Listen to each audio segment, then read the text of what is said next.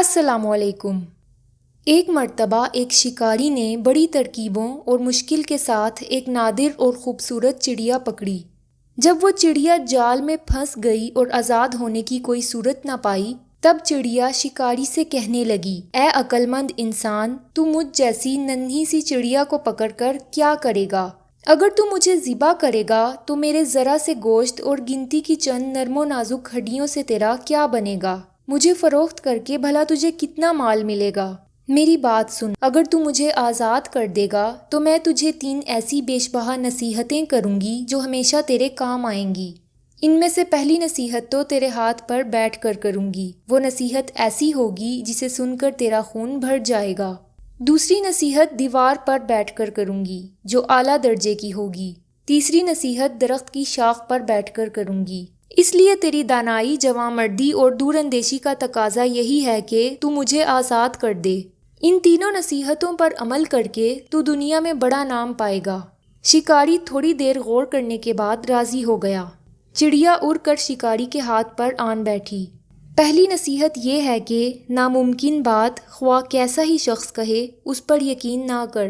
یہ کہہ کر چڑیا پھر سے اڑی اور دیوار پر جا بیٹھی۔ اس نے دوسری نصیحت یہ کی کہ گزری ہوئی بات کا غم نہ کر۔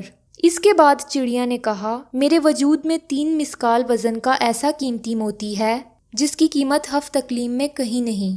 یہ موتی پا کر تو اور تیری اولاد عیش و عشرت سے زندگی بسر کرتے، مگر افسوس کہ تو نے مجھے آزاد کر کے یہ بیش بہا موتی ہاتھ سے کھو دیا۔